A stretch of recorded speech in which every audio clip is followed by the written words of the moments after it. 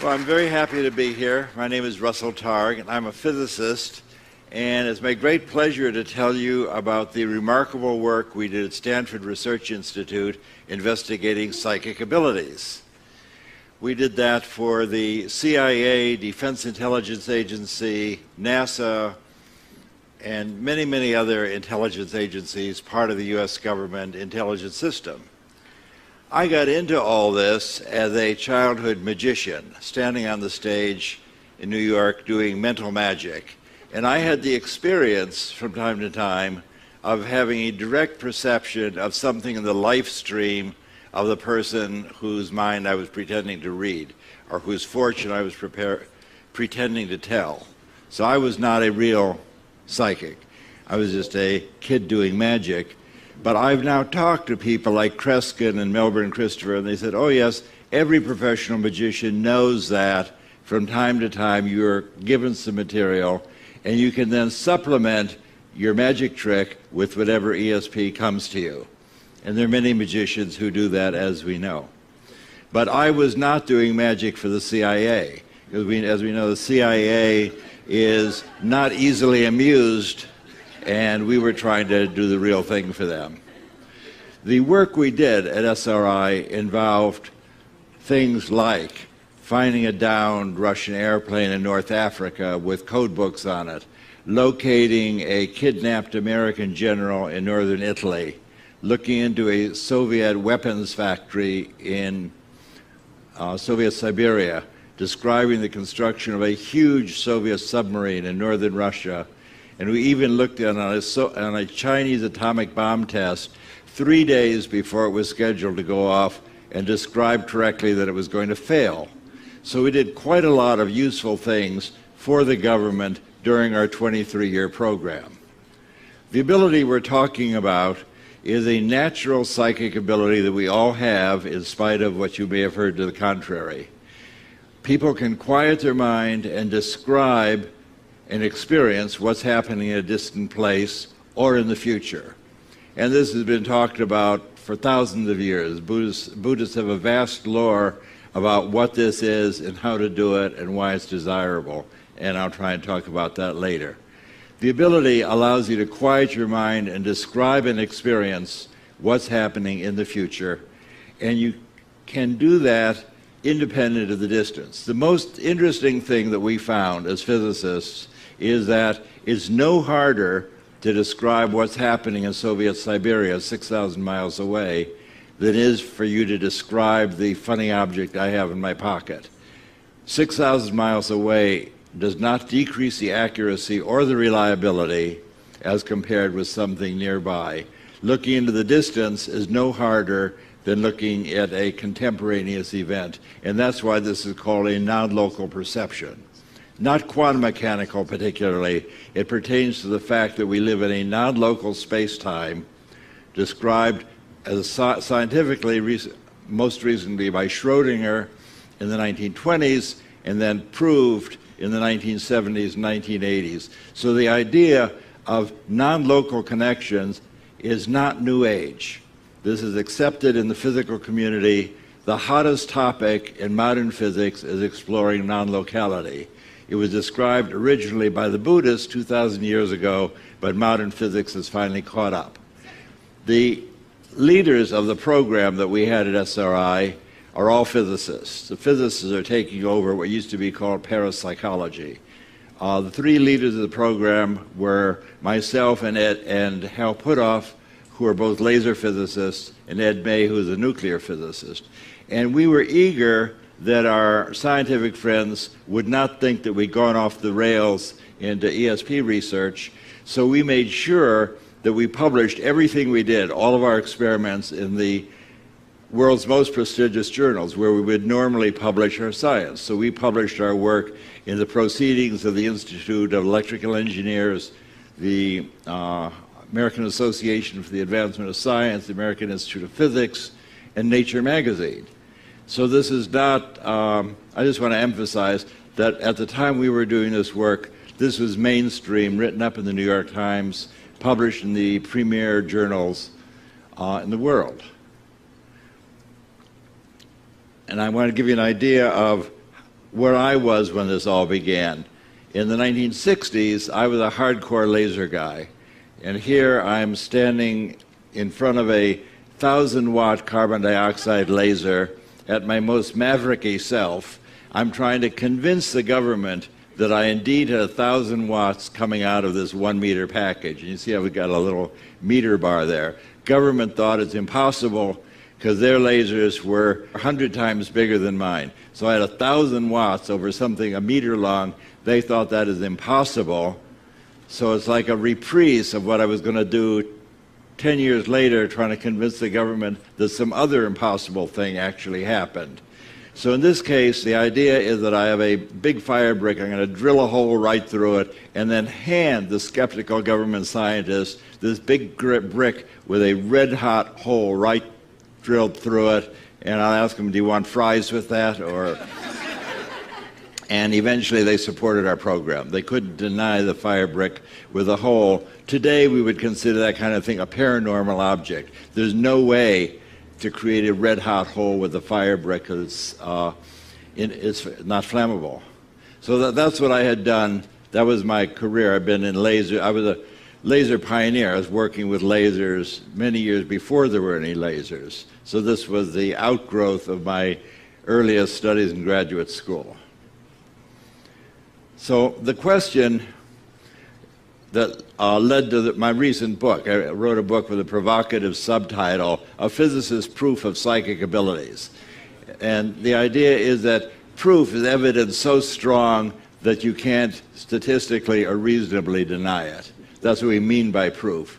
You can't prove scientific things in the laboratory the way you prove mathematical theorems.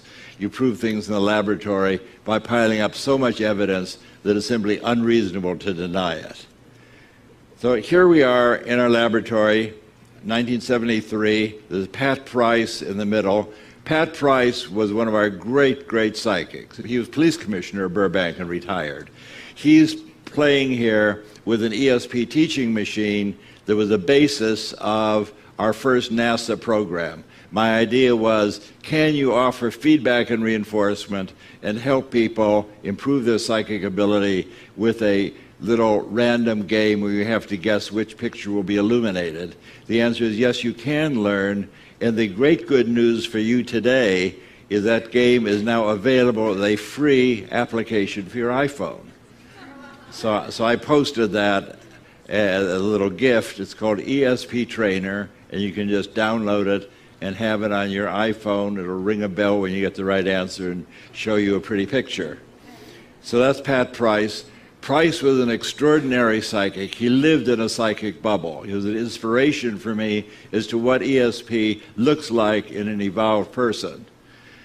We were once called by the Berkeley Police Department, where Patricia Hearst was kidnapped, and they said, we're so desperate, can you help us with your ESP program? It shows how desperate they were. And Pat Price and Hal Puthoff and I drove to Berkeley, and Price said, let's see your mug book. He's a no-nonsense guy, had been in lots of police stations. I want to see the picture book with all the usual suspects. He turned the page after page, and said, that's the guy, that's the ringleader. And he put his finger on Donald DeVries, who was indeed the ringleader. It was extraordinary. But they learned that only 2 weeks later.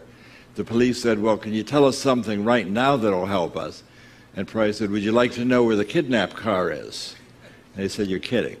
He said, well, so if you drive about 50 miles north on Bayshore Free on Highway 101, the kidnapped car is a white station wagon. It's on the right, parked by a diner across from 2 large white gas storage cylinders in the pedestrian overpass across the freeway.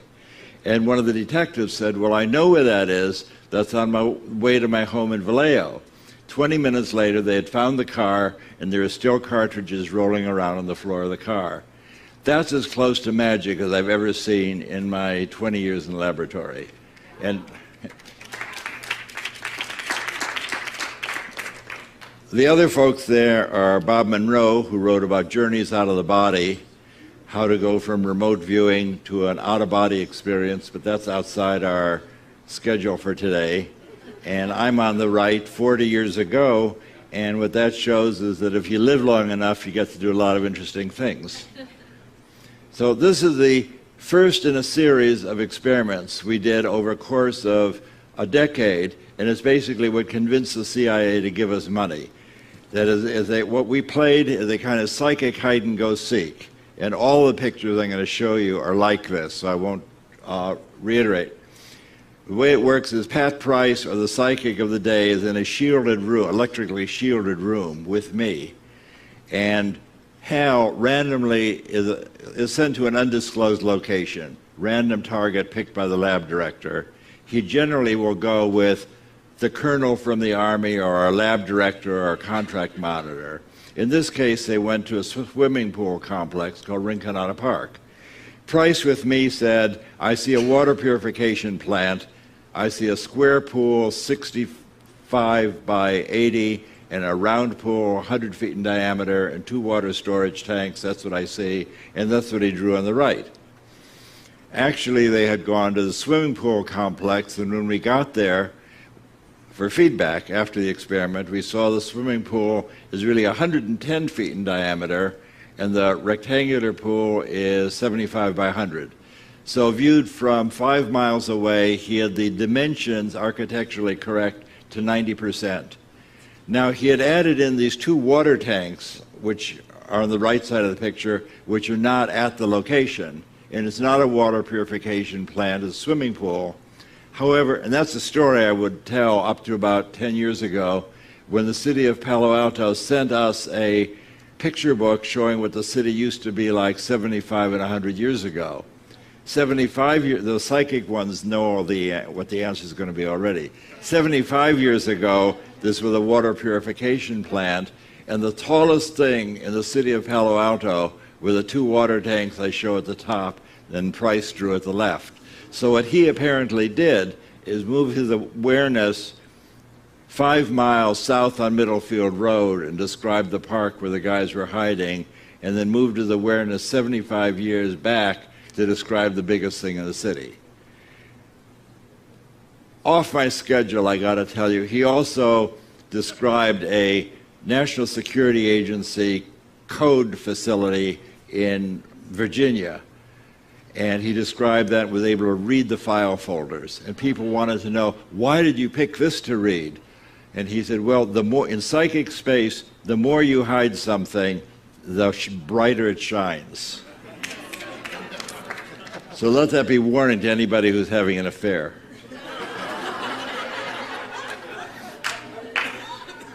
So the demonstration of ability test that we had from the CIA, John McMahon, who's head of the CIA, said to us, you guys are wasting your time looking at swimming pools and churches. We have targets that would be of national security help. Can you describe a target, and I'll send you the coordinates. So Price and I climbed back into our little shielded phone booth, and he said, well, I'm psychically laying on a building and a giant crane is rolling back and forth over my body. There's a huge crane. It has 8 wheels, 4 on either side of the building. And in this building, they're constructing a 60-foot steel sphere and they're welding it together. That all turned out to be entirely true. In fact, it was so true that after the steel sphere was verified, we then had a congressional investigation called by the House Intelligence Oversight Committee to see if there had been a security leak. This, in the spirit of no good deed goes unpunished. But the Congress eventually said what we're doing is okay. We were supported by CIA and Defense Intelligence Agency and told to press on, and we pressed on for another 15 years. Another experiment that I'll show you because it's of particular interest to me is that Hal Puthoff then went to travel. I was the interviewer through all of these. My vision's very poor, as you've probably caught on, so I don't drive. And Hal was always the outbound person, and I was a stay-at-home psychic travel agent working with the person trying to elicit a description of the distant place. So this time, Hal was on a business and pleasure trip to Colombia, South America, and each day, Price sitting with me would describe, I see a church, I see a volcano, there's a harbor, there's a market, and on day 5 he didn't show up. So in the spirit that the show must go on, I said, well, I'll describe it. I've never done a remote viewing before, but I'd interviewed countless psychics and other visitors, so I knew the moves. So I said, well, this is Russ Targ, remote viewing with Pat Price. Price isn't here. When I close my eyes, I see something that looks like an airport on an island. There's ocean at the end of the runway. There's sand and grass on the right. There's an airport building on the left. That's what I get. And that's where he was. He was on an island airport off the coast of Colombia called San Andreas. My great coincidence of the day, as I was driving here, I was talking to the cab driver. He was from San Andreas and gave me a color photograph of the airport on the island. How's that for? This is my lucky day. I don't claim that's ESP. That's what you call a lucky day. I finally escaped from the laboratory and got to travel cross country, and two other people were psychically tracking me. The first place I went was New Orleans, and no one knew, of course, where I was, and I chose my target by throwing a die on the pavement. And the die sent me to the New Orleans Superdome. So I was standing in front of the Superdome recording my coordinates. This is noon. This is Russell Targ. I'm standing in front of the Superdome. It looks like a flying saucer shining in the sun. Bad thing to say. Back in the laboratory, my friend, another physicist, Gary Langford, very psychic, straight-up physicist, was working with Elizabeth Rauscher, who interviewed him. She's another physicist. All these people are professional physicists interested in the psychic stuff. Gary said, well, I have a clear picture of a circular building. It looks like a giant UFO. Do you think Russell's been abducted?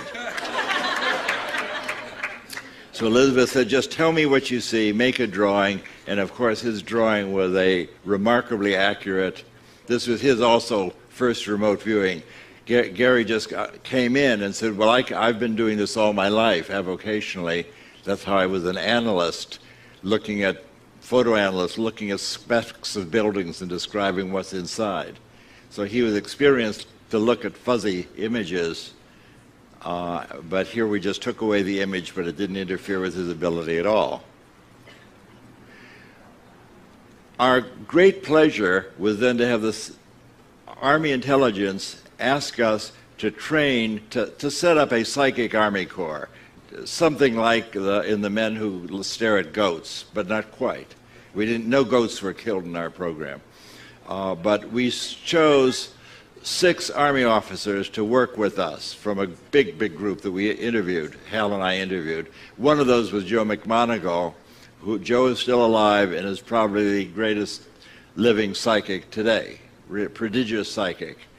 And his first trial, sitting with me, what's this remote viewing stuff?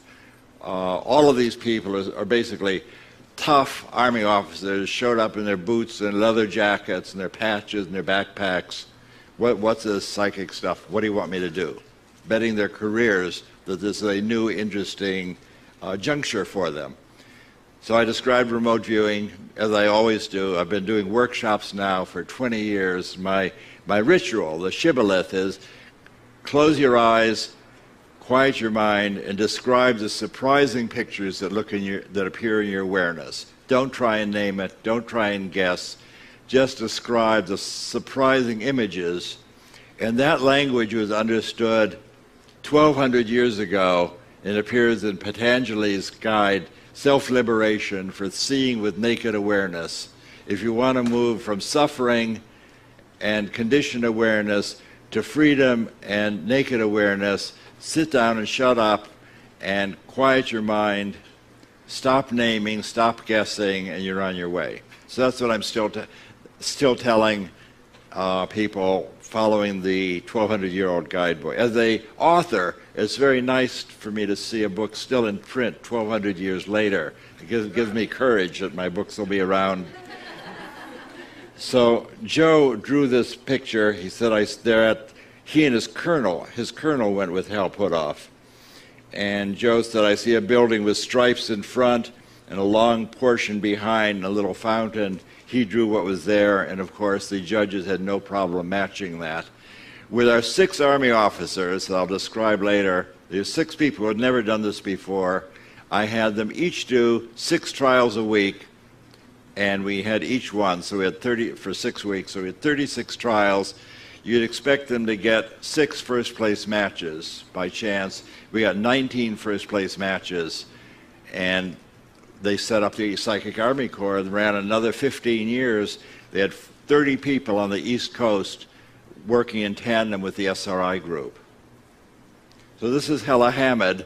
The funny story with her, Hella's my dear friend for 2 decades before the SRI program, and they said, well, Pat Price is a fantastic psychic. Ingo Swann is the one who taught us how to do remote viewing. We want to see what a control person is. CIA said, what does an ordinary person do? Well, Hella's not exactly ordinary. She's a woman of the world, speaks many languages, professional photographer, but she thought it would be very amusing to be hired as a psychic of the various things that she had done in her life. So she came to work with us. The bottom line is she became the most proficient and most reliable person in the program for the decade, our control subject. Her first trial with me, as you catch on now, we're sitting in a shielded room. Hella says, when I close my eyes, what comes into my view is squares within squares within squares. That's what Hal Puthoff sees, and he was at a pedestrian overpass. Hella's 9 trials were even more significant than Pat Price's 9 trials. In Price's, the judge guessed 7 of them first place match. What that means is that if Hal Puthoff had been separated, had been kidnapped 9 times in a row, Price would have found him 7 out of the 9 times the first place he looked. Very remarkable. So here's Hella Hamid and Ingo Swann. Ingo taught us all how to do remote viewing. The way it worked is that Ingo taught Hal and me how to do remote viewing.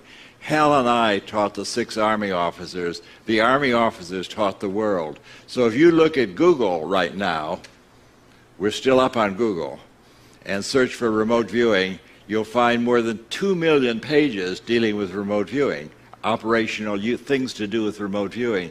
2 million pages is quite a lot of pages for something that many people don't think exists. So at the end of the decade, reason for showing this is people get better in remote viewing. There's no decline effect. So at the end of the decade, we're still doing experiments with Hella, who is a kind of technophobe. She can change the batteries in her light meter, but she's a non-technical person. She finds physicists very amusing in their unworldly ways. But in this experiment, we gave her the coordinates for this in binary form. Someone was concerned that maybe she had memorized the globe. So we gave her the coordinates 1001110 west, 11 something north. She said, well, that's a pretty pattern. What comes to mind is a belly button shaped energy expander. This is your photographer, your artist, belly button. The target is the Berkeley Bevatron, which is indeed an energy expander. And she drew this middle drawing with the 4 beam tubes coming out of it, going to a target building, and the belly button shape is the Bevatron. And the picture from the laboratory is shown on the left. Now, I'd been looking at this picture for a decade, and it occurred to me as I'm writing my current book that my opinion, see, everything I told you up to now is true. My opinion on this picture is that she wasn't actually looking at the site, which is a big mass of concrete and steel, but she was looking 10 minutes ahead at her feedback picture, because her drawing is anomalously accurate to the picture that we showed her at a later time. So she was really cheating here. She wasn't looking at the Berkeley Bevatron. Instead, she just looked ahead a few minutes to see what we were going to show her for feedback. And in that process, she said, this is such a complicated thing. I can't grasp it. I want to make it out of clay. So this is her clay model of the Bevatron with the hole in it with a circular particle beam, 4 beam tubes in the target building, 50 miles to the north. She absolutely had never seen a Bevatron before. And of course, the people interviewing her had no idea what the target was. So how do we evaluate these things? The effect size is a measure of the power of the experiment you're doing, not necessarily the statistical significance. You can inflate your statistics by doing millions and millions of trials. The effect size takes out the fact that you've done millions of trials and says, how powerful is this experiment? So the idea of proof is that when the government was doing tests, the NIH was doing tests to see if aspirin helped men avoid heart attacks. They did this experiment, and eventually the thing had such a large effect size, they stopped the experiment because they didn't want to deprive the poor controls of the benefit of the aspirin. Got it? The effect size was so high, they stopped the experiment. The effect size got all the way up to 0.06. And here's the NIH report where the effect size is 0.06 standard deviations. All of our experiments exceed that by a factor of 10. So if the NIH thinks that this is my little argument for proof, if the NIH thinks that they have proven that all of you should be taking aspirin and the experiment is so strong you got to stop it and give aspirin to the poor controls, that's what they mean by proof. Stop the experiment, it's proven. Our effect size is 10 times what they had. So in our experiments we did with Pat Price, were significant at odds of almost 1 in a million, more than 1 in 100,000. His effect size was more than 10 times the NIH. So this by itself is an experiment more than 1 in 100,000. In Hella Hammond's experiments, it was even more significant than Pat Price's experiments, even though she was a control subject. The Army people, which is sort of my pride and joy, in that we just brought in 6 guys, taught them to do remote viewing, and they did astonishingly well. Effect size, again, 10 times the aspirin experiment. And it was working with the Army people that led me on a career of doing workshopping for the past decade, traveling around, just teaching people to do remote viewing. On Google, you will find many, many people teaching you to do remote viewing. They all can teach you to do remote viewing. Remote viewing is easy to do. I have a chapter in my book where it describes if you work with a friend, you can quickly both become psychic. Remote viewing is a natural ability. You don't have to eat porridge at the feet of your guru or pay anybody thousands of dollars. This is a natural ability like vision or hearing. Psychic abilities are not sacred. They're abilities. They allow you to experience all kinds of remarkable things. And I'll talk about that in a moment. But here are all these guys, highly psychic. At the end of our program, right after I left, I formed a little organization called Delphi Associates. We were using remote viewing to forecast silver futures, working with an experienced remote viewer. We did 9 forecasts, whether silver is going to go up a little, up a lot, down a little, down a lot. All 9 forecasts were correct. We made $120,000, which is a lot of money in the 1980s. And we're on the front page of the Wall Street Journal, BBC Horizon, Nova made a film about us. In the 1980s, ESP still existed. And there are now many, many organizations and groups of people using this associative remote viewing, which is invented by my friend Stephen Schwartz. It's a way of, even though you can't read psychically, it's a way of making substitute items for what you want to know. I can't explain that. You have to read my book, has a chapter on associative remote viewing, which is an easy guide to investing in the market. You do not have to give away your mind to be psychic. That's not required. You can be discerning and be psychic. I recommend that. So you have to decide now. I've given you a sample of what we did during the first decade of SRI. We did experiments for the government. We did operational things, finding all sorts of, we even looked in on the American hostages in Iran, and described that one was going to be evacuated because of illness. So you have to decide, is the statistical evidence from our experiments at SRI strong enough to make you think that something like ESP really exists? Or do you think it was just our lucky day and we were successful in fooling the American intelligence establishment for 23 years? and live to tell the tale. So you get to decide which of those is more likely.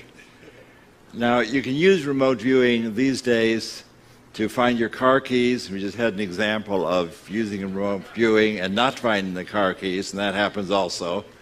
Or you can find a parking place, even in Los Angeles, and we were exemplary successful doing that yesterday.